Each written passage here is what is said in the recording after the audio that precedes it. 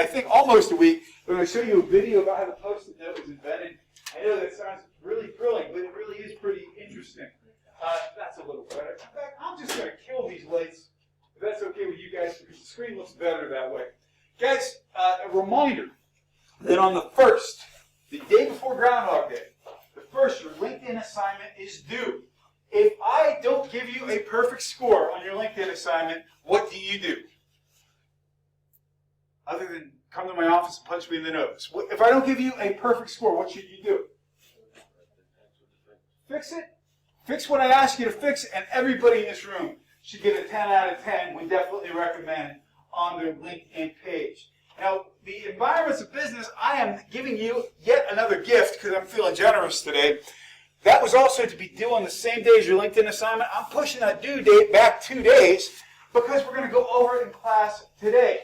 A reminder, guys, every Friday we are online. So don't show up for class in person on Friday. We're going to be online on Friday. So, I always like starting off with a little bit of current events to kind of give us some context. And today we're going to be talking about the labor-saving invention of robots to get our brains moving today, because this class is all about what's growing and changing in business. Work and using labor-saving devices. Any reactions to the roles robots are playing? Any reactions? From a business standpoint, why are businesses interested in this level of automation? If you owned a restaurant, or if you were cleaning school, yes? To pay to hire people to deliver stuff. That's exactly right. So we're talking, for example, what's the minimum wage currently in the state of Pennsylvania? Anybody know? So it's $7.25. This robot, or a robot like one of these delivery units, yeah, that might cost $10,000 to buy one of these things. But you basically can use it over and over again. It doesn't need health care. It doesn't take days off. If it breaks, you probably have a backup that you put into play so that the other one can get fixed. People are hard. Machines are logical. Why should this be of any consequence or concern? Because we know for businesses, for example, we want to spend less money and make more money. If you own a business, that's the equation. You want to make more money if you're for profit. Is there a downside to this? What might be a downside to the robots doing the work? Yes? It's hard for machines at this level where they're at now to like adapt to certain situations, whereas like humans, we can think on our feet and we can, be independent with thought and all that. Like a delivery person, if he knows that there's a problem in the road ahead, he can take an alternative route. It's going to take longer for the robot to sense that, reprogram, and take that same route. But yeah, it's just like it comes down to adaptability in situations. Robots deal less well with sometimes with uncertainty or things that are not routine. Other concerns that we may have. Yes? Taking jobs from people who might need it. Exactly right. So we're talking now, guys, what the predictions are. I mean, we like to think about robots being things, or automation being something that affects low-income jobs, people who work in food service, people who work in delivery. When in reality, there are some estimates that say artificial intelligence, the idea of program logic and algorithms, could do up to about 50% of what most CEOs do in terms of making financial decisions. A large part of the stock market is driven by algorithms and AI. So this is a physical manifestation of some automation that's already going on. My biggest fear is that a lot of people who get their first job working in food service, a lot of people get their first job working as a delivery person are not going to have that opportunity now. I'm not judging you when I ask this question. How many of you regularly, or at least once in a while, use the self-checkout line in a grocery store? Yeah, and that's something that 10 years ago most people would not have done. And it is the idea of eliminating jobs to create higher amounts of profit. Now, the folks who are proponents of these technologies, the counterpoint they're saying is, for example, if you go to a Sheetz convenience store, they have the same amount of people they used to have, but more of them are making food now rather than waiting on customers because so much of the process is automated. So that's the counterpoint. Will that end up being the legacy of these kinds of technologies? We're all going to find out together for sure. Any other thoughts or comments about this? How many of you would feel comfortable using a robot to deliver food? Like if you ordered, would you be okay with a robot instead of a delivery person? Yeah, I think I would be. I order through an online app at Sheets all the time and pick up my stuff without talking to a human. Not because I don't like people, because it's faster. And so, yeah, I think this is something we're going to see more and not less of. And because today is all about videos today, we're starting off, we were talking about entrepreneurs, but this is back into our content for the class. We're talking about entrepreneurs last time. We have an entrepreneur and we have an intrapreneur. What's the difference between the two? If we have an entrepreneur and an intrapreneur, what's the difference? Yes, sir. An intrapreneur is an entrepreneur that works for someone. Exactly right. And the advantage is, if you're an entrepreneur who works for somebody else, what's an advantage? Learn from them. They get paid to learn your trade. What's another advantage of being an entrepreneur? If you work for a company instead of working for yourself and you're being creative, what's an advantage? What might be an advantage? What do you get from a company? If you work for a company, what do you get? If you mess up, you still got a job. If you decide you're going to bounce around the place and you end up falling over a desk and hurting yourself, oh shit, I broke my leg. I got health insurance.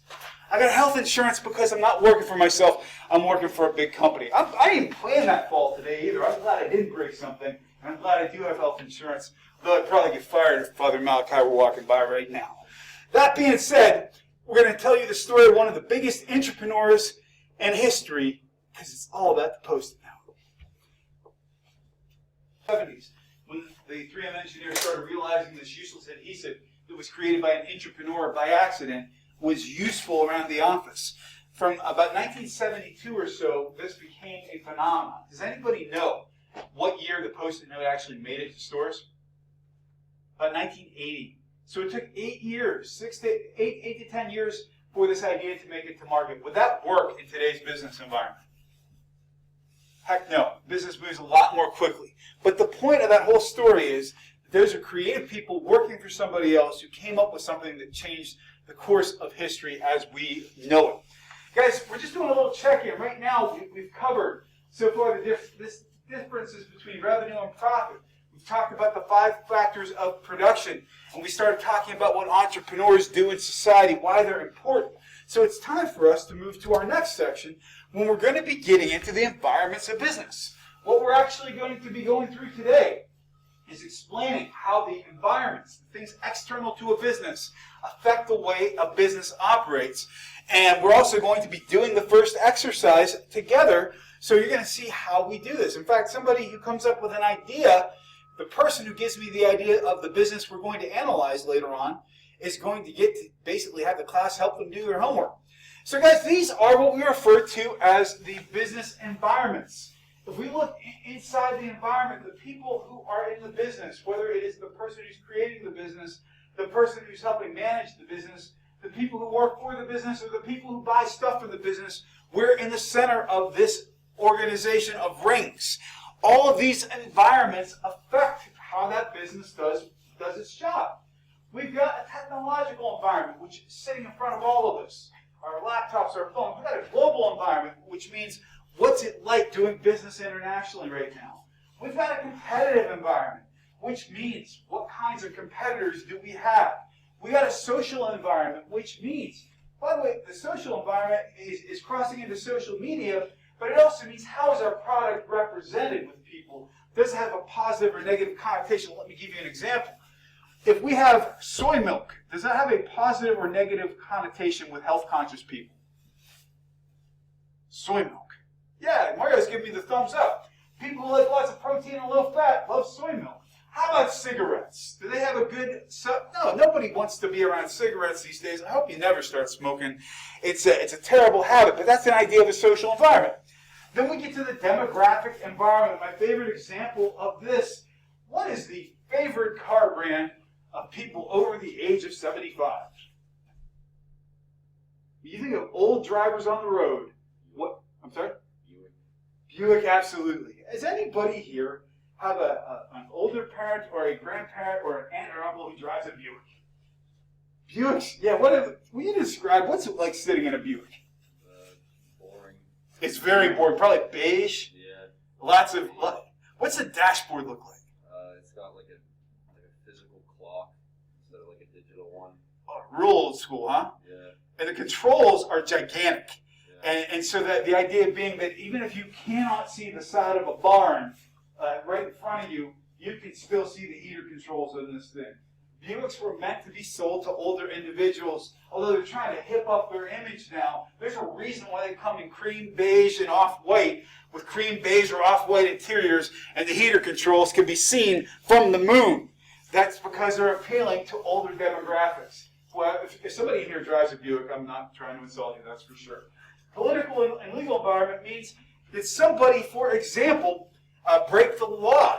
Have we made an unsafe product? Is the law coming down on us?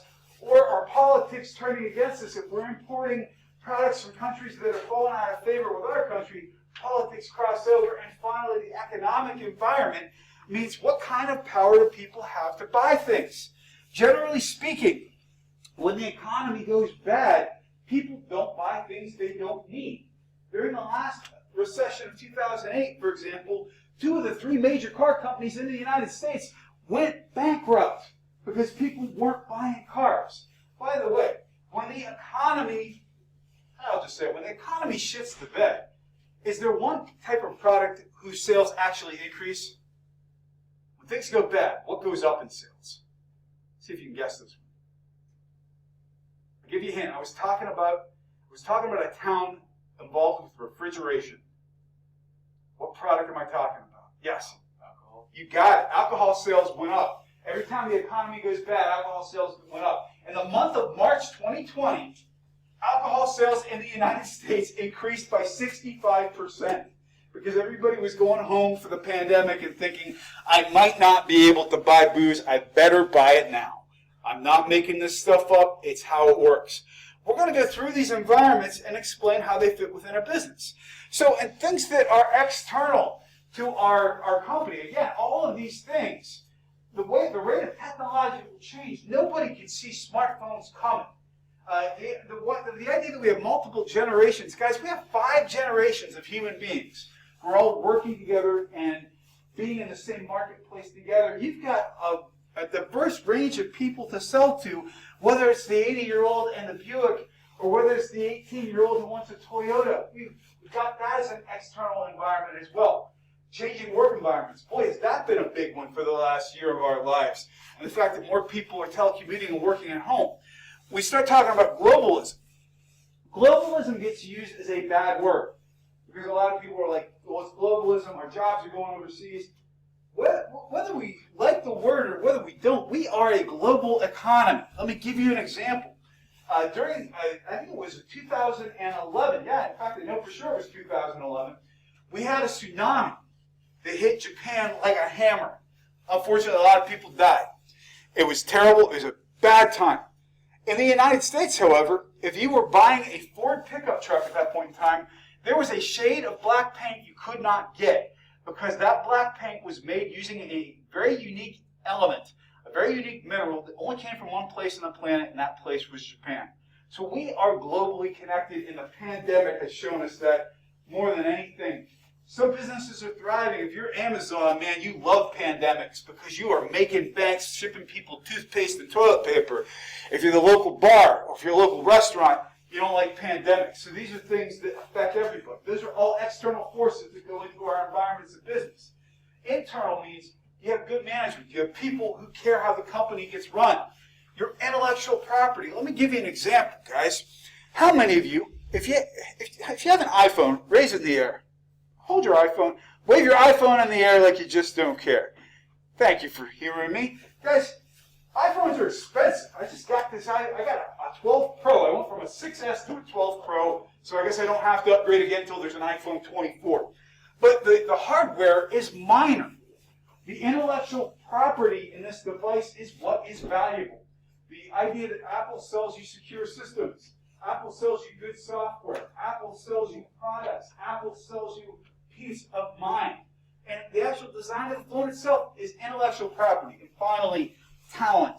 Do you hire the right people who can get your message across and bring you ideas to your company? What do you think is the most important? Which of these factors in 2021 is the most important? Let me bring that back. If you had to say, we're looking at companies in general. What do you think are the most important things? They're all important, but what are the most important? What are your thoughts? If you had to pick one of these, yes. Technology. I agree, that's a big one. Why did you pick tech? I don't know, just like in today's society, technology, so like everybody uses technology. You are so correct, by the way. Check this out. Bill Ford, former CEO of Ford Motor Company, made a statement about 5 years ago that he no longer runs a car company. He runs a technology company that happens to sell cars. If you get into a new car, there's touch screens everywhere, there's technology everywhere. Everybody's a tech company. So we got technology. I need to hear from this side of the room. Which one of these environments do you think is important? If you had to say one that you think is really affecting business beside technology, which one would you say is important? Take a guess. You're not, because none of your answers are wrong. They're all important. But what's one that you particularly think is important? Yes, sir. Changing work environments, Tell me more. Why did you pick that? because everything changes so fast now, and you have to have adaptability. So I agree with you 100%. And here's what I'll tell you guys. Be open on this one too, because I'm going to be having my hand in the air with you as well. How many of you, when you get done with your degree, when you're looking 3-4 years from now, and you're saying I'm going to be done with college, how many of you are concerned that you're going to not have the right resume? How many? Anybody had that concern? Yeah, I stress about it too. Don't worry about it, because here's the trick. What employers know these days is that the world is changing so quick that no matter how educated you are, they're going to have to train you. They're going to have to indoctrinate you, and you're going to be learning through your entire life. So don't let that stress you out. Even as a man of a certain age, with certain degrees, I have to learn too. So what we're going to do today, guys, we're going to do a little mock-up of the exercise, and we're going to do it as a group. What the environments of business exercise, what I'm asking you to do, in fact, I'm going to turn the lights up a little for this one, because you need to be able to see the board. In the environments of business exercise, what we're going to be doing is doing a plus and a minus, actually 2 pluses and 2 minuses for each one of these areas based on a company of your choosing.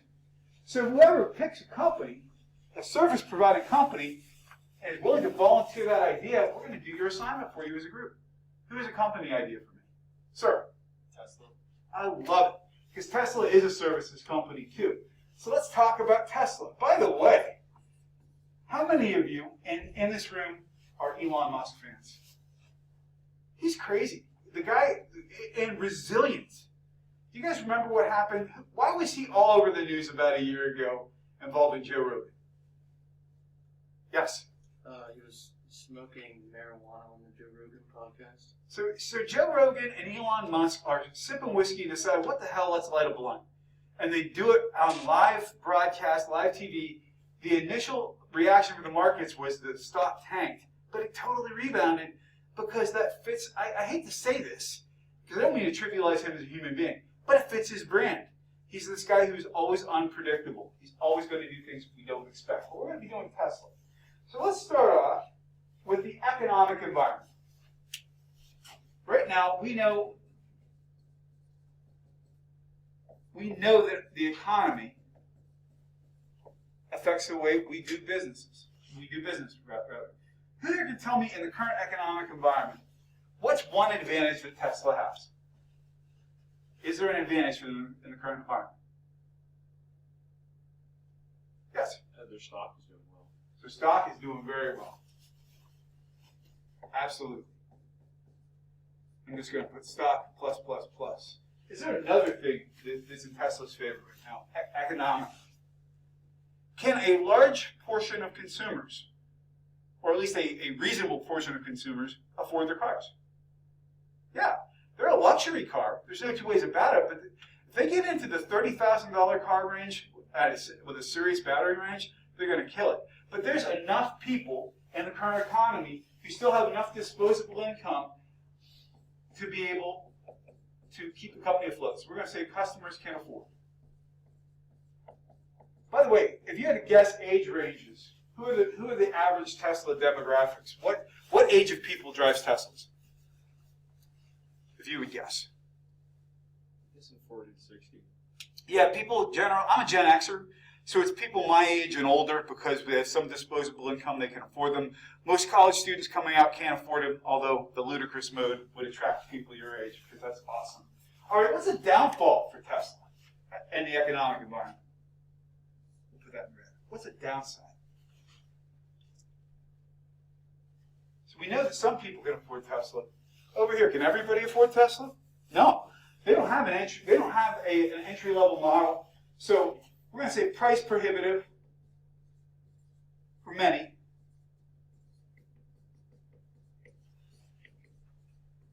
And what else we got? What would be another downside to Tesla in the economic environment?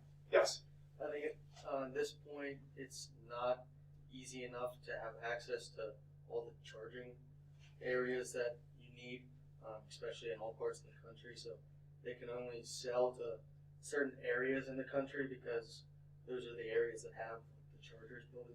We're going to save that for the tech environment, but you're absolutely correct. Don't forget that. I'm going to come back to you on that one. Right now, relatively speaking, is gas expensive or cheap? Generally speaking, $2.75 a gallon. Will somebody do a search for me, the price of a gallon of gas in the United States, and compare it to any place in Europe? Compare it to any place. We have really cheap gas here. Gas 8 years ago was going for $4.25 a gallon. The very fact that the average income has gone up and the price of energy has gone down because we have a glut in the global markets, I'm going to tell you that that's a downside for Tesla because there are people who are saying, well, I could buy a Tesla sedan or I could buy a ginormous F550 that gets 10 miles to the gallon for the same price. What do I care? Gas is cheap. So I'm going to say gas is cheap, as I just said. All right, so let's get into the legal environment. Is there a plus for Tesla in the legal environment?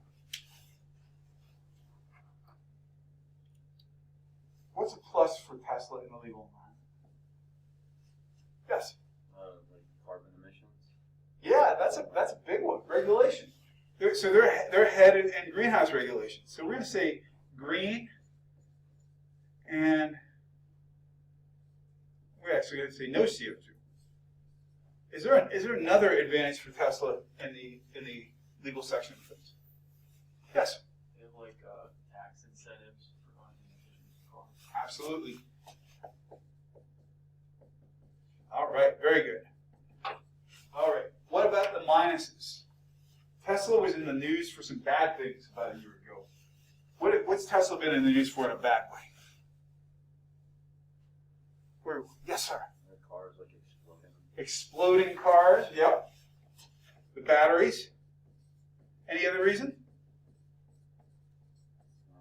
The autopilot hit a couple of people or something like that. We're just going to say autopilot issues. Because has anybody seen the videos of people actually sleeping behind the wheel? Like there have been people who thought, well, this autopilot is so good, it's time to take it out. I've seen some people do crazy things behind the wheel. I think the worst I've seen on the DC Beltway, I don't know how you even do this, he was eating a bowl of cereal while he was driving. Like, that's impressive, but you shouldn't do it. But people who own Teslas were basically saying, well, what the hey, let's grab 40 winks while we're on our way to work. So you got that. So let's talk about tech next. And you had a great tech issue. What was it? A negative. There's not enough. There's superchargers around the country, so they can only sell to certain places right now. Lack of charging network. By the way, has anybody noticed that regionally, Sheetz is one of the first stores to have chargers? Why do convenience stores want Tesla stations? Yes. Because while people are waiting for their car to charge, they probably go inside and get food and stuff. So Gotta do something. Might as well get your grill on, right? What's a tech advantage to Tesla? Yes. They have like amazing safety ratings. So we have safety. And on the other side of the equation, besides safety, what else is amazing with Tesla? I mentioned it earlier. 0 to 60 in like 3.8 seconds? Sign me up. We're going to say performance. And by the way, this is crazy. The if you bought a Tesla, if you had a Tesla a couple years ago, they do these things called over-the-air updates. So people who sign up for this subscription to get their car updated, which how crazy is that, right? Woke up one day to find out all of a sudden their car came equipped with this thing called ludicrous mode. And ludicrous mode basically was taken from the movie Spaceballs, by the way. That's where the reference came from. And basically meant all of a sudden your car, which was a normal sedan the night before, somewhat normal, all of a sudden had race car-like performance because just like your iPhone, your car had been upgraded. How insane is this, guys? It's crazy. Sometimes you got to reboot your Tesla too. You got to reboot your car. Is there another disadvantage on the tech side? It's one they're working really hard on right now. What is it? Is there a certain level of stress? I'm going to go back to this corner. Right now, in this corner here, if you have a traditional car and you're on a road trip, you're starting to run out of gas, it's pretty easy to find a gas station, right? What might stress you out about owning a Tesla? Finding a charger and the range. Right now, they're working on better batteries to give you more range. So we're going to say limited range because you can't just swap out a battery. All right, we're going to keep going, guys. I'm going to have to move around the board a little bit. That's okay. Okay, you guys can trace me here. Then we get into the competitive environment.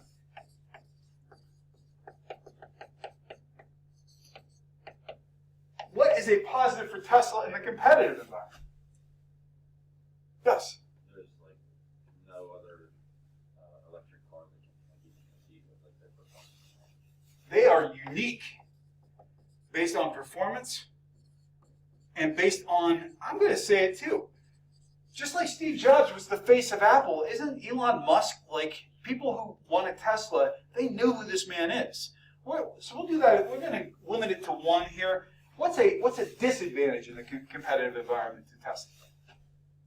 What might be a disadvantage? Jess? Other companies like Ford, for example, that just came out with they have a new F-150 that's a hybrid, so it allows gasoline and electric, so people can like not have to worry about the charging or anything like that. They just fill with gas. And they just came out with a Mach-E, which is a Mustang-themed crossover too. So we got that. So we're going pretty well here. I'm going to move over to this side of the board. When we get into the social side of things, and when we say social, we're talking about the image that comes with this, the idea of what does the brand stand for. What is a positive social aspect for Tesla? I'll probably say the same thing you said, like everybody knows who Elon Musk is. Status. So is that fair to say status? And is there another positive part for the social part as well? We talked about it before. Do these things release greenhouse gases? No, they're basically clean. So we're going to say another advantage is environmentally friendly. Now, what's a disadvantage socially? Are there people who don't like Elon Musk? Yeah. Are there people who think it's pretentious to drive an expensive car? That could be a disadvantage too. And the fact you're talking about, and I personally don't think the people who drive Teslas are pretentious, just like I don't think that only old people drive Buicks, but it can be conceived as needless luxury in certain places. All right, so then we get to demographics. I'm running out of space up here. I'm actually going to have to go over here now. That's okay. So we talk about demographics. What is a positive for Tesla in terms of demographics? Who's their average buyer? People with money. People with money. And so we're talking about, we have a lot of older people with money, with disposable income. And we also, by the way, the average age in the United States, do you guys know, for your generation, if we took everybody in your generation, women always live longer than men. What is the average life expectancy for a female in your generation? If we took everybody, people who die young, people who live extremely old, what's the average life expectancy? Any guesses? 74? Oh, it's higher. It's in the mid-80s. So you guys have one of the highest life expectancies in the world in your generation, or in history, I should say. So we're talking about people who basically are going to be able to afford cars, and they got a demographic that's going to stick around for a while. What would be a negative demographic? What would be a negative? Can everybody afford a Tesla? No. So younger buyers. Hey, guys, whoever's noise is coming back through on the Zoom, could you mute your mic, please?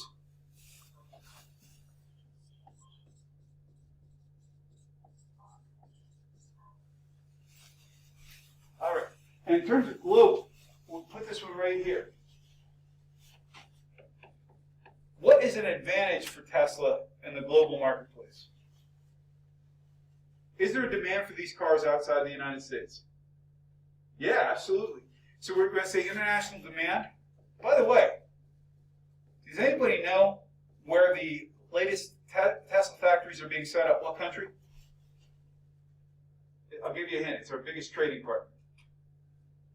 It's not the. It's our biggest place where we buy stuff from in the United States. It is, and it's also, by the way, the largest emerging auto market in the world. Here's a disadvantage when you're setting up, and that is international rules. And let me explain. When you operate in China, you cannot do business in China without having a local partner. Here's what I mean by that. In the United States, anybody from anywhere in the world can come, buy property, set up a factory, build stuff. As long as you're in compliance with the law, you're good to go. In China, if you go to that country, you have to partner with a local firm who has partial ownership of your company. So Elon Musk and his gang cannot operate completely independently. They've got to have a local partner to help them do business.